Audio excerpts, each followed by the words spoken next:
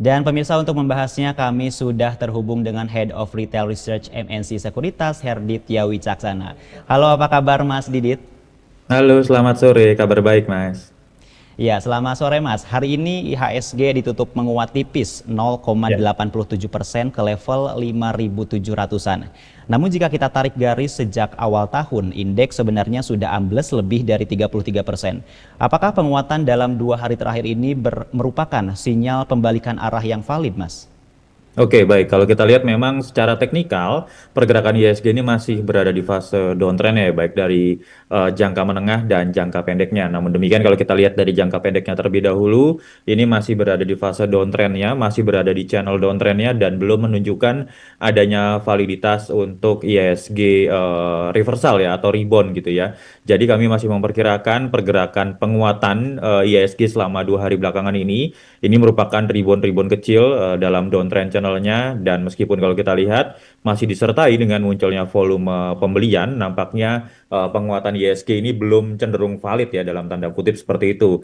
Dan kalau kita lihat dari sisi makronya, ini belum ada sentimen yang relatif mendukung, di mana memang kalau kita lihat konflik geopolitik di Timur Tengah sendiri ini masih cenderung tarik ulur, di mana Amerika Serikat dan Iran ini masih membahas untuk perjanjian perdamaiannya. Kemudian kita lihat dari rilis data ekonomi makro di Amerika Serikat sendiri, di mana memang inflasi juga masih jauh dari targetnya The Fed sendiri. Kemudian investor masih akan menanti dari rilis data NFP dan juga unemployment rate gitu ya pada malam hari nanti.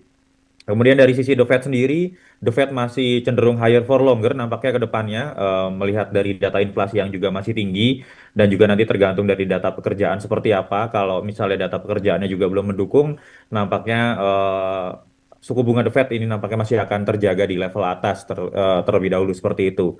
Kemudian dari domestik kita lihat seperti apa yang tadi telah dikatakan, nilai tukar rupiah terhadap US dollar ini masih cenderung melemah, dan saat ini di pasar spot sudah berada di atas 18.000, sehingga kalau kami melihat memang nampaknya nilai tukar rupiah ini masih rawan untuk melemah kembali, dan dari sisi domestik sendiri juga belum ada katalis yang mendukung untuk pergerakan ISG ke depannya untuk menguat lebih signifikan lagi. Dan kalau kita lihat penguatan hari ini, beberapa emiten dari konglomerasi ini turut mendorong adanya penguatan ISG, ditambah dengan emiten-emiten perbankan yang kalau kita lihat juga menguat selama 2 hari belakangan ini. Jadi kami memandang memang selama 2 hari belakangan ini reversal yang cenderung valid ini belum terlihat secara signifikannya seperti apa. Kami melihat bahwa rebound yang terjadi adalah hanya rebound dalam jangka pendek saja seperti itu. Nilai transaksi hari ini tergolong sepi, hanya di kisaran 11 triliun rupiah di bawah rata-rata. Mengapa investor terutama asing dan institusi terlihat sangat berhati-hati Mas untuk masuk ke pasar kita saat ini? Oke, kalau kita lihat kan memang dari sisi sentimen sendiri ini juga masih cenderung belum begitu baik ya untuk pasar Indonesia sendiri. Di mana kalau kita lihat memang MSCI masih menetapkan bahwa Indonesia berada di emerging market. Namun demikian kita juga masih menunggu atau menanti keputusan MSCI di bulan November nanti seperti apa. Apabila nanti hasilnya juga masih reformasi yang dihasilkan di pasar modal sendiri ini sudah cenderung baik dan bisa memenuhi dari kriteria MSCI sendiri, nampaknya kita masih akan berada di emerging market. Kemudian kita juga masih melihat adanya kajian dari lembaga pemerintah asing, di mana kita menanti apakah rating dari Indonesia sendiri ini dari pasar Indonesia sendiri ini akan cenderung baik ataupun malah diturunkan kembali gitu ya, dari stabil menjadi negatif. Kemudian dari sisi sentimen lain, nilai tukar rupiah juga masih cenderung melemah. Maka dari itu kami memperkirakan memang untuk investor, baik investor asing ataupun institusi, ini kecenderungannya masih wait and see. Dan kalau kita lihat juga, ini baru dimulainya IPO lagi ya di second half 2026. Kalau kita lihat ada 6 calon emiten yang akan melantai di bursa. Kemungkinan investor juga masih akan menanti akan gebrakan baru gitu ya dari calon-calon emiten tersebut, apakah akan cenderung untuk meningkatkan nilai transaksi atau tidak. Dan kami perkirakan nampaknya investor masih melihat atau dananya atau asetnya masih beralih dari market ke calon-calon emiten yang akan IPO nanti. Seperti itu kira-kira. Ya, rupiah hari ini finish di angka 17.995 rupiah per dolar Amerika Serikat. Tinggal sejengkal lagi menjebol level psikologis 18.000. Di atas kertas IHSG menguat tapi mata uang kita berdarah-darah selama 3 hari beruntun. Seberapa fatal dampak pelemahan ekstrim rupiah ini terhadap kinerja fundamental emiten kita, khususnya yang memiliki utang falas tinggi atau ketergantungan impor bahan baku, Mas?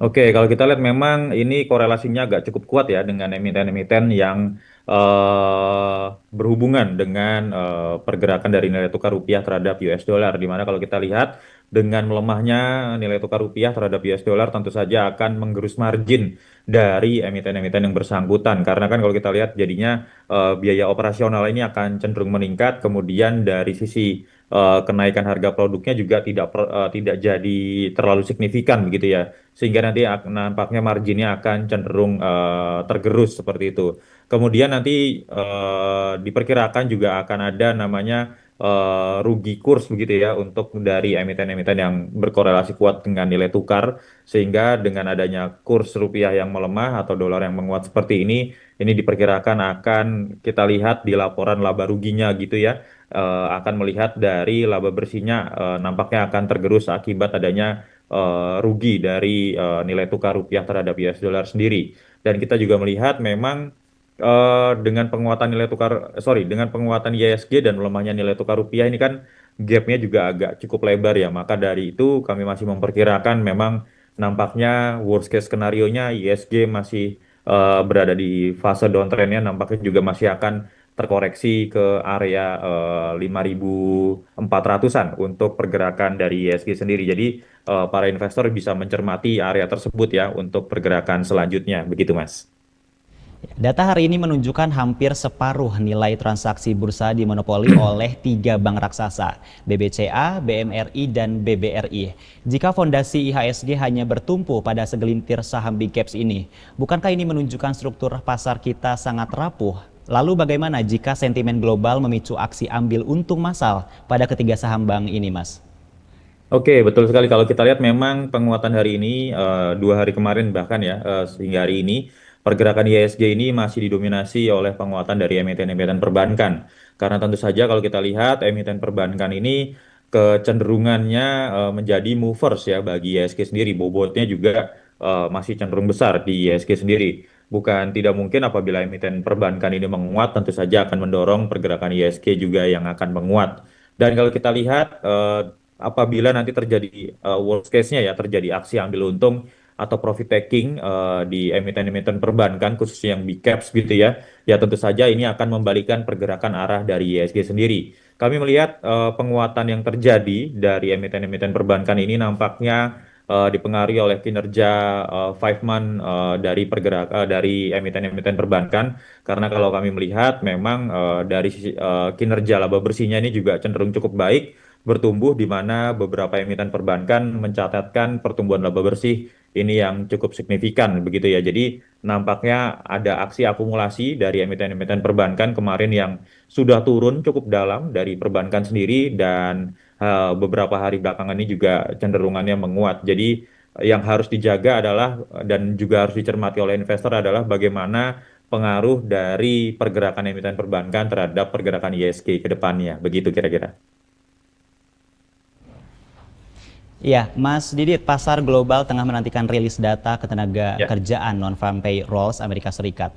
Skenario terburuk apa yang harus diantisipasi oleh pasar modal Indonesia besok jika data ekonomi AS ternyata solid dan membuat dolar kembali perkasa? Apakah level psikologis IHSG di 5.500 berpotensi jebol? Oke, kalau kami melihat dengan apabila rilis non-farm payroll nanti ya, nanti malam gitu ya di Amerika Serikat sendiri ini juga cenderung kuat gitu ya, dan lebih melampaui dari ekspektasi para analis.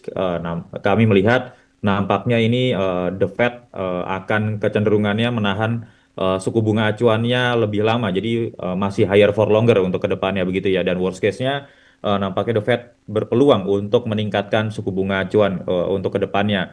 Dan kalau kita lihat juga, apabila hal ini terjadi, nampaknya indeks dolar atau DXY juga akan kembali menguat, dan juga dari yield US Treasury juga akan kembali menguat, sehingga mengakibatkan nilai tukar rupiah kita juga masih cenderung terdepresiasi. Worst case skenario, IISG nampaknya juga masih rawan untuk terkoreksi karena kami melihat masih adanya peluang koreksi IISG paling tidak nanti ke level 5.500 sampai ke 5.470-an gitu ya. Namun demikian apabila IISG masih terjaga di atas area support krusialnya di 5.317, maka masih ada peluang IISG menguat ke depannya untuk menguji di level 6.000 sampai 6.200 terlebih dahulu. Worst case skenario, break dari support krusial di 5.317, nampaknya ISG akan menguji di level 5.050 sampai 5.185. Seperti itu kira-kira. Di tengah badai makroekonomi dan pasar yang bergerak anomali seperti ini, apa strategi investasi terbaik untuk retail? Apakah ini saat yang tepat untuk menerapkan strategi cash is king atau masih ada sektor defensif yang benar-benar kebal dari hantaman kurs dan inflasi, Mas?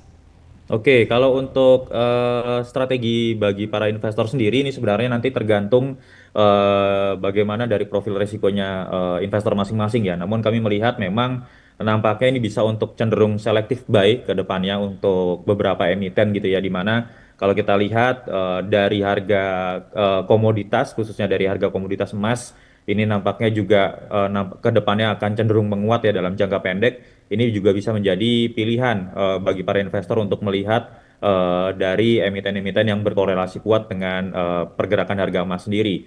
Kemudian kalau kita lihat dari sisi yang lainnya juga, dari sisi consumer gitu ya, biasanya dengan indeks yang turun ini akan diimbangi dengan pergerakan emiten-emiten consumer ataupun retail yang juga akan bergerak cenderung menguat meskipun tidak begitu signifikan. Ini juga bisa menjadi pilihan dari para investor sendiri. Namun demikian, investor juga perlu mencermati beberapa data global ya, seperti yang telah tadi kami sampaikan, di mana secara global dari Amerika Serikat sendiri dan juga dari sisi domestik dari Indonesia sendiri, kebijakan-kebijakan pemerintahnya seperti apa, itu masih tetap perlu dicermati oleh para investor. Jadi kalau untuk is the king, jadi kita perlu menjaga cash paling tidak agar cash kita juga cenderung liquid dan bisa untuk berjaga-jaga apabila nanti skenario terburuk terjadi pada pergerakan harga saham ataupun dari ISG sendiri seperti itu.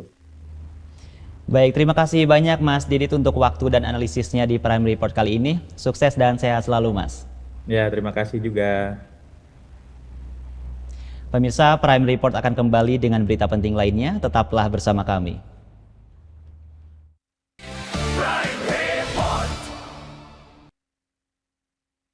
Yang didukung oleh